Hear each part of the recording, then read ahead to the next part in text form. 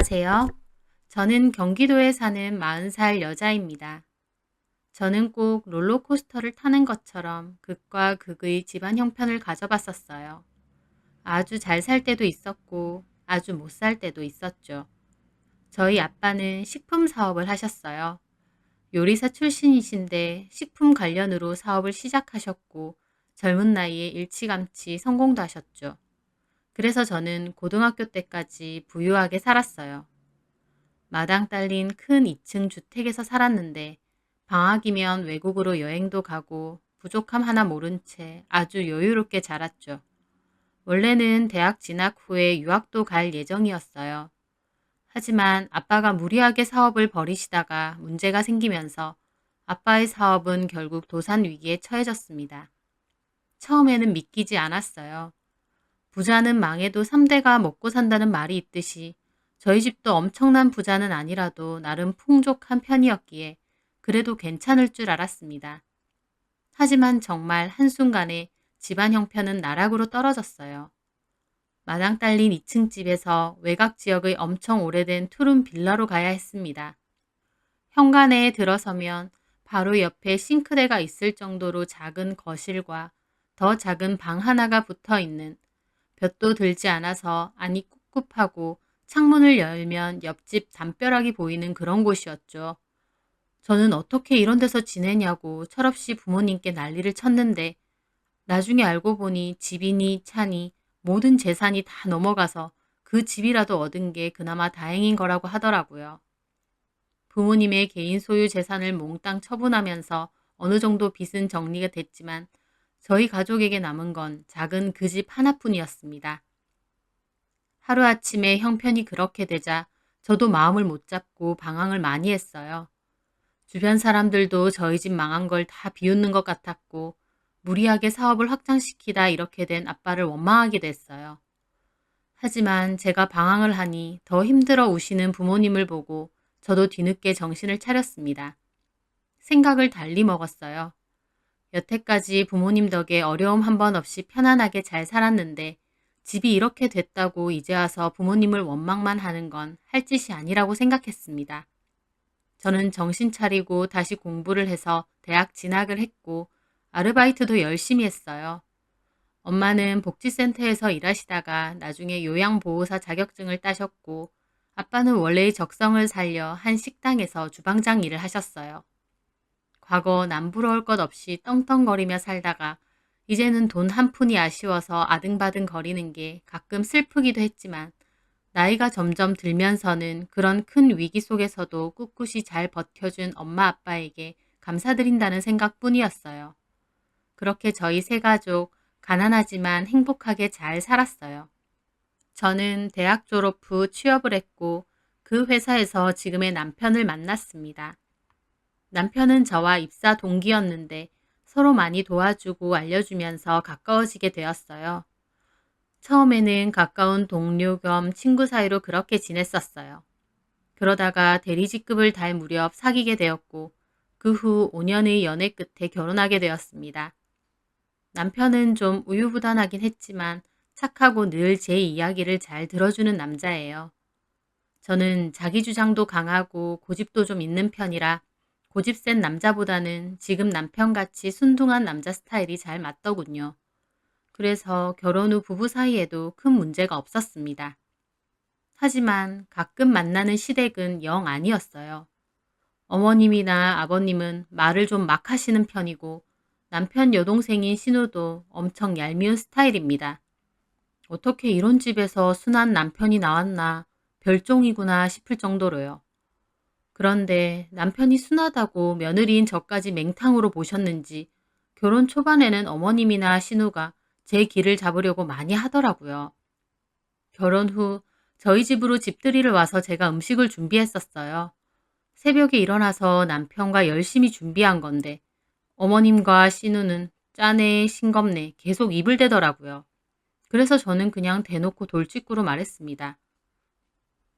그래서 저는 그냥 대놓고 돌직구로 말했습니다.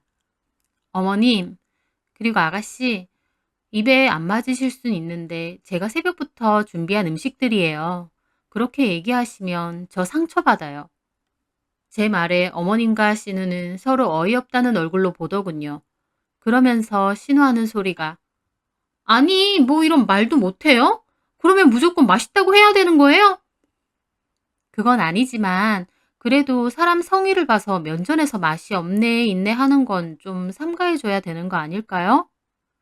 제 말에 신우는 비꼬듯이 그러더라고요. 미안해요. 면전에서 그러지 말고 뒤에서 그럴 걸 그랬나 보다.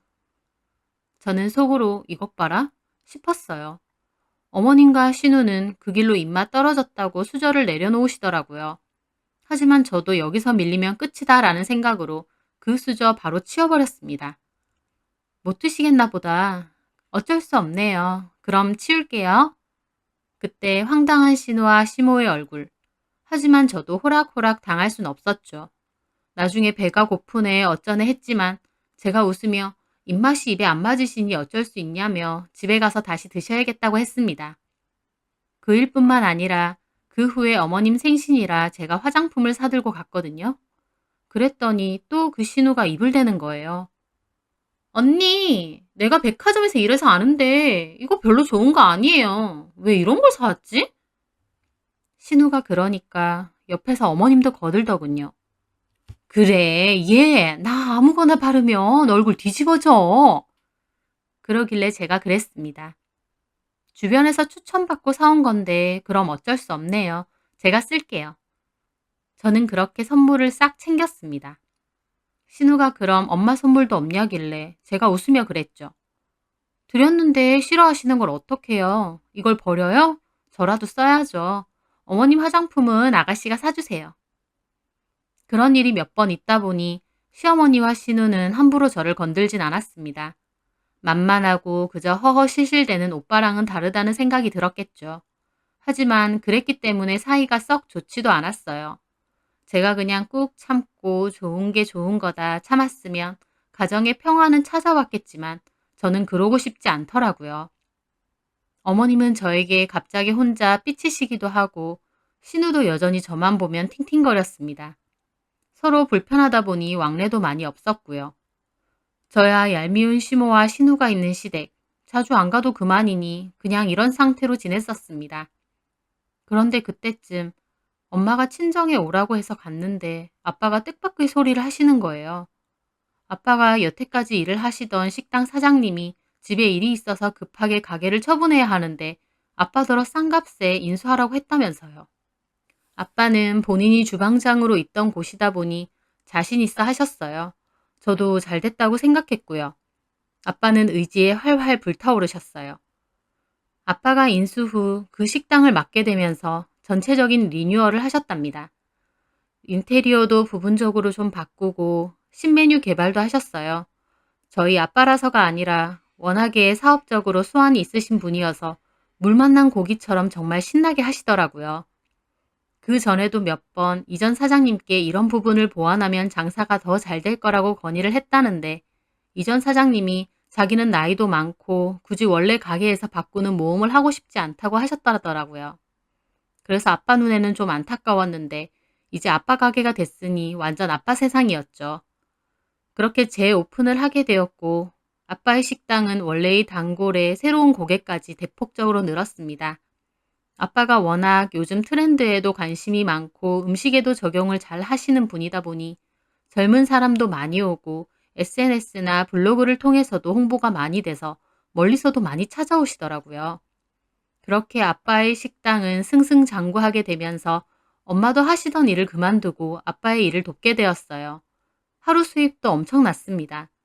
꼭 막혀있던 아빠의 운이 한순간 확 뚫린다는 기분이 들 정도였어요. 저도 부모님을 응원했고 저희 남편도 너무 잘 됐다며 기뻐해 주더라고요. 하지만 이런 일을 딱히 시댁에 얘기하진 않았어요. 남편에게도 하지 말라고 하고요. 기본적으로 연락이나 왕래가 그렇게 많지도 않은 데다 굳이 말할 필요가 있나 싶기도 했거든요. 시댁에서는 저희 집이 여전히 골골댄다고 생각하겠지만 그렇게 생각하던지 말던지 별 상관은 없었습니다. 그런데 그 후에 그 일이 생긴 거였어요. 아빠 후배분이 아빠 가게 2호점을 하고 싶어 하셔서 관리하에 2호점도 내게 되고 한창 잘 될 때였어요. 아빠가 저한테 전화가 와서 그러시는 거예요. 곧 엄마 생신인데 요새 명품 가방 같은 거 어디께 좋냐고요. 아빠가 엄마께 선물하실 생각이셨어요. 아빠가 사업이 망하고 생활비도 없었을 때 엄마는 갖고 있던 비싼 가방과 폐물들도 모두 헐값에 처분을 하셨거든요. 그래서 지금도 제가 신혼여행 때 사다 드린 30만 원짜리 가방 하나가 있는데 그것만 들고 다니시거든요.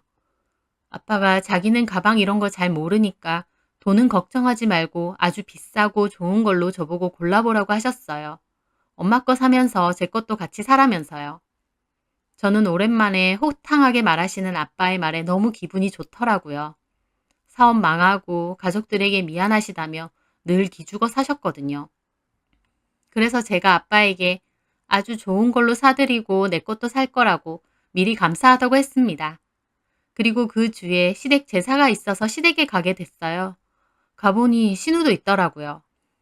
신우는 백화점 명품 매장에서 일하거든요. 명품을 판다는 자부심이 대단합니다. 그러면서 오는 고객들 욕도 잘해요.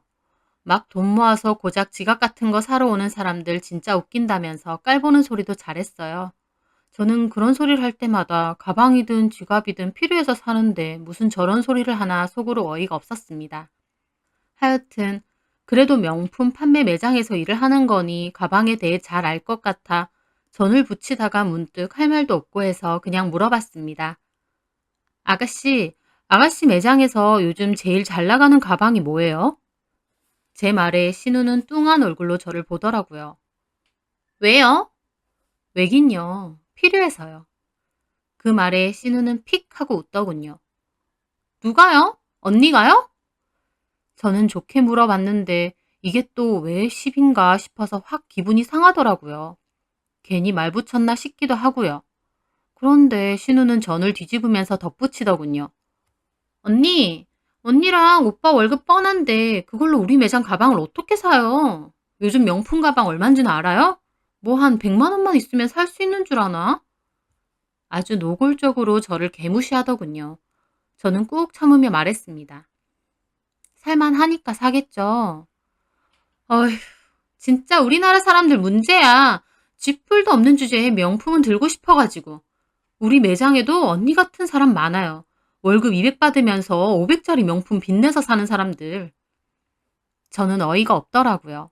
그건 지 얘기입니다. 신우는 명품 매장에서 일하다 보니 눈이 얼마나 높은지 명품 아닌 가방은 가방도 아니란 주의입니다. 지는 월급 받은 거 몽땅 가방이니 옷에 털어서 돈 한 푼 없는 주제에 저딴 소리를 하니 어이가 없더라고요. 저는 기막힌 기분으로 물었어요. 그 사람들이 200 받는지 어떤지 아가씨가 어떻게 알아요? 들어오면서 자기 월급 통장이라도 보여주고 들어와요? 저희 같은 사람들은 딱 보면 알거든요. 저는 속으로 지랄도 풍년이다 생각하며 그냥 암소리 안 했습니다.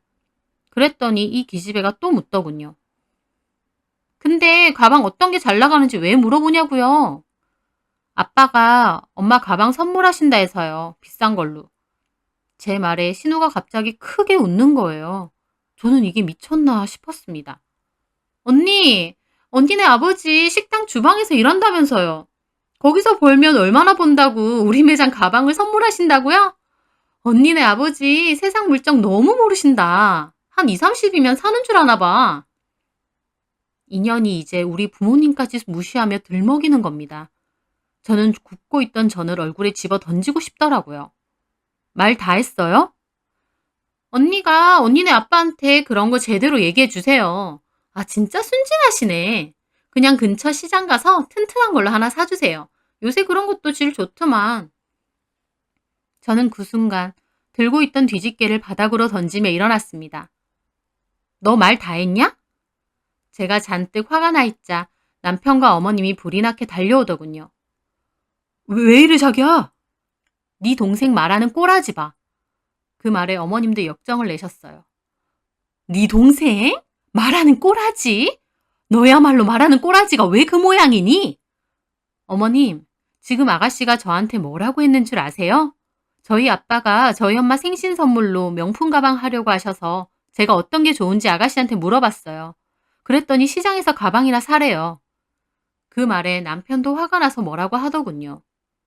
야, 윤소리, 너 진짜 그렇게 말했어? 신우는 남편의 호통에 코웃음을 치더군요. 말했다. 어쩔 건데? 내가 틀린 말 했어? 새언니네 집안 형편 뻔히 다 아는데 명품 같은 소리 하네. 개나 소나 다 명품이래. 저는 그 말에 신우 머리를 쥐어뜯으려고 하는데 어머님이 저를 오히려 확 밀더라고요.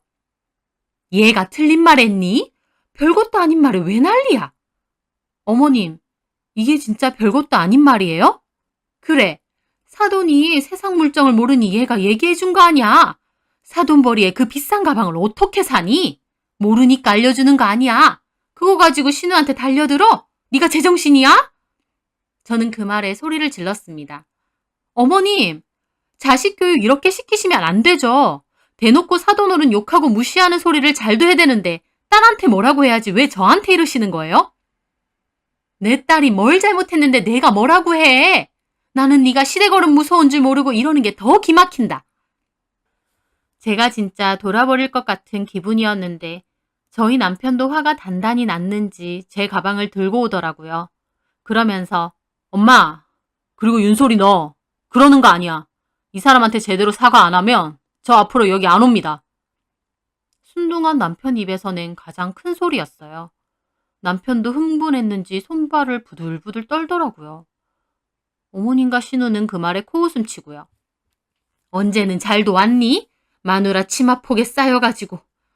남편은 씩씩거리더니 제 팔을 잡고 밖으로 나가버렸어요. 그리고 차에 올라타 미안하다고 자기가 대신 사과한다고 몇 번이나 그러더라고요. 회사에서든 집에서든 큰 소리 한 번 안 내는 남편이 이 정도 한 거면 정말 화가 많이 났다는 걸 알아서 저는 괜찮다고 당신이 잘못한 거 아니라고 해줬습니다. 남편 말로는 어머님과 신우가 예전부터 쿵짝이 잘 맞아서 남편한테 면박 잘 주고 무시하고 그랬다더라고요. 순한 남편은 스트레스 받아도 그냥 넘겼다고요. 그러면서 제가 너무 스트레스 받고 그러는 거 자기도 싫으니 어머님이나 소리가 사과하기 전까진 진짜 오지 말자고 그러더라고요. 저도 알겠다고 했습니다. 저는 이 사실을 저희 부모님께 다 얘기 드렸어요. 한 번씩 저희 부모님이 시부모님께 딸 잘 부탁한다며 선물을 보내시기도 하고 안부 전화하기도 하는데 앞으로는 절대 하지 말라고 하면서요. 제 말을 듣던 아빠도 단단히 화가 나셨는지 저한테 카드를 주시더라고요. 그 매장 가서 보란 듯이 필요한 거 다 사라고요. 저는 알겠다고 하고 다음날 엄마와 함께 신우가 일하는 매장으로 출동했습니다. 매장에 들어가서 보니 신우가 유니폼을 입고 일하고 있더라고요. 저는 일부러 그 앞에 다가갔어요. 신우는 저를 알아보고 움찔 놀라더니 작게 참나 진짜 왔네? 그러는 거예요. 그래서 제가 물었죠. 이봐요. 고객이 왔는데 뭐 필요한 거 없는지 묻지도 않아요? 그 말에 제 말에 신우가 저를 어이없다는 듯 쳐다보더라고요. 그러더니 이를 꽉 다물고 비꼬듯이 묻는 거예요. 네, 고객님. 뭐 필요한 거 있으세요? 저는 엄마에게 말했어요. 엄마, 천천히 골라봐요. 엄마는 우아하게 살펴보다가 가방 하나를 손으로 가리켰어요. 제가 신우에게 그랬죠. 뭐예요? 안 꺼내고. 신우는 여전히 저를 노려보며 가방을 꺼내와서는 안을 보여주더라고요. 신상품이고요. 금액은 480입니다, 고객님. 신우는 480에 몹시 강조를 하더라고요. 저는 가볍게 씹고 엄마에게 물었습니다. 어때, 엄마? 별로다, 저거. 엄마가 이번엔 다른 가방을 짚으셨어요. 저거 좀 보죠? 신우가 한숨을 내쉬며 가방을 다시 들고 왔어요. 엄마도 이래저래 보더니 그러더군요. 색깔이 별론데. 다른 색깔 뭐 있어요? 빨간색 있는데요. 갖고 와봐요. 신우는 저를 계속 째려보더니 작은 소리로 그러는 거예요. 지금 뭐 하는 거예요? 나 골탕 먹이려고 이러는 거예요? 저는 말했죠. 아니, 가방 사러 온 거잖아. 여기는 고객한테 이따위로 말해? 빨간색 들고 오라고. 신우는 이를 악물고 저를 노려보다가 일단 빨간색 가방을 들고 왔습니다. 엄마 어때요? 별론데. 저것도 한번 볼까? 그러자 신우가 억지로 웃으며 말하는 거예요. 고객님, 다른 고객분들 응대도 해야 하는데 이렇게 이것저것 보여만 달라고 하시면 안 되세요. 진짜 구매하셔야 되는 다른 분들이 피해를 입잖아요.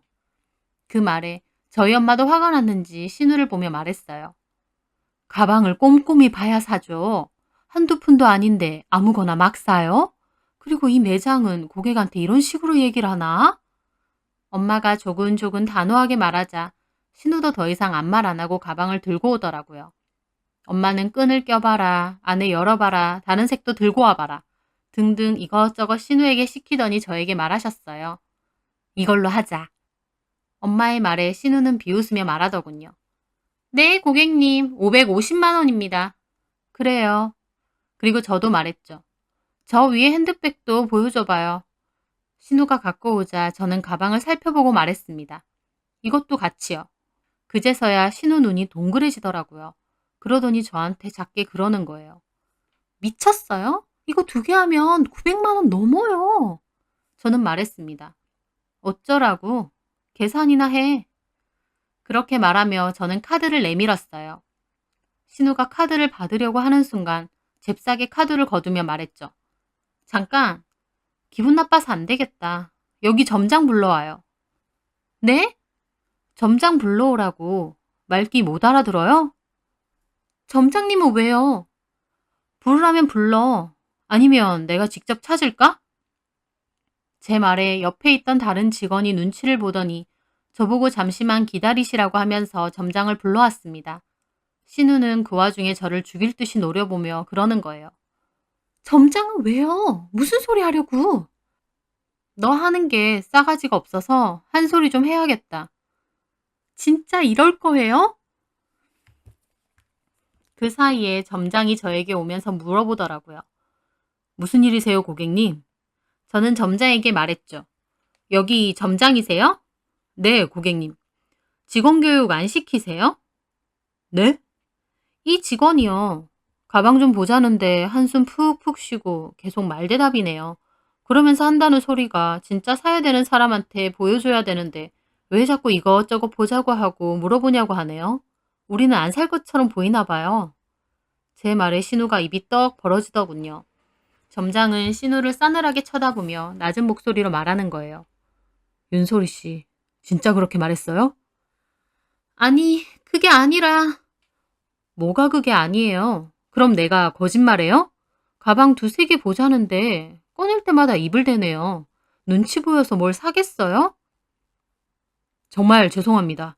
윤소리 씨 뭐예요? 사과 안 드리고. 윤소리 씨! 죄송합니다. 저는 신우를 노려보며 말했습니다. 나 좀 궁금하네. 가방 살 것처럼 보이는 사람하고 아닌 사람은 어떻게 구별해요? 가방 하나씩 보여줄 때마다 일부러 가격만 강조하면서 딱 표정이 그거예요. 너 이거 못 살 텐데 왜 자꾸 보여달래? 하, 5,600짜리 가방 사면서 제가 이런 취급 받아야 되나요? 나 너무 기분 나빠서 본사에 컴플레인이라도 걸고 싶네. 정말 죄송합니다. 제가 대신 사과드릴게요. 저희 직원이 실례를 한 것 같아요. 소리 씨, 고객님께 무례하게 무슨 짓이에요? 그게 아니라. 다시 사과드리세요. 점장은 눈으로 욕하며 신우를 쳐다보더군요. 신우는 이를 악물고 저한테 사과를 하고요. 죄송합니다. 이런 데서 가방 몇 개 산다고 그 사람이 명품 아니듯이 이런 데서 가방 판다고 본인이 명품인 것도 아니에요. 그러니까 보이는 걸로 사람 금 나눠서 따지지 마세요. 알겠어요? 신우는 얼굴이 시뻘개져서 대답했습니다. 이거 계산해 주세요. 그리고 다시 한번 말씀드리지만 직원 교육 제대로 시켜주세요. 이런 직원 하나가 브랜드 평판 망치는 데 일조하거든요. 네, 제가 다시 한번 사과드립니다. 직원 교육은 따로 잘 시키겠습니다. 네, 점장님만 믿을게요. 하는 짓 보니 기분 나빴을 고객 많았을 것 같네요. 나중에라도 보고 여전히 싸가지 없으면 그땐 컴플레인 걸 거예요. 아주 잘려봐야 정신 차리지. 제 말에 신우는 이를 바득바득 갈았습니다. 저는 빙긋 웃으며 점장에게 카드를 줬어요. 그리고 계산은 점장님이 해주세요. 이런 직원한테 인센티브 붙게 하고 싶지 않아요. 점장은 알겠다고 하고 카드를 받더라고요. 신우는 고개를 숙인 채로 이를 바득바득 가는 게 느껴졌어요. 저는 그렇게 계산 후 엄마와 밖으로 나왔습니다. 엄마도 그러시더라고요. 너네 신우 진짜 얄밉더라.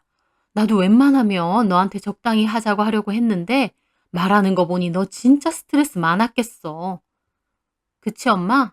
저게 사람 딱 보고 만만해 보이면 바로 무시하고 저런다니까? 어디서 사람을 보이는 걸로 꿈나누고 잘난 거 하나도 없는 게.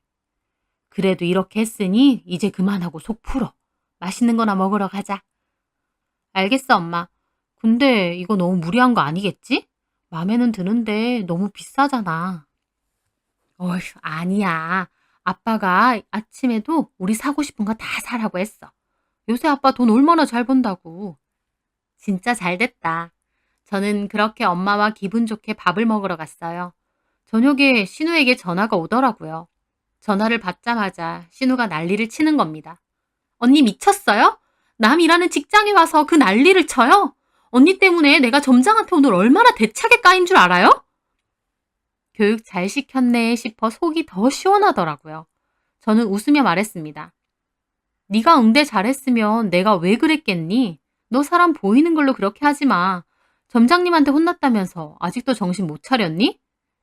그런데 제 말에 신우가 어이없는 웃음을 짓더군요. 근데 언니도 대단하네요. 나한테 복수하고 싶어서 고백을 써요? 언니 그 돈 갚으려면 가랑이 아주 찢어지겠네요. 아니면 내일 와서 반품이라도 하는 거 아니에요?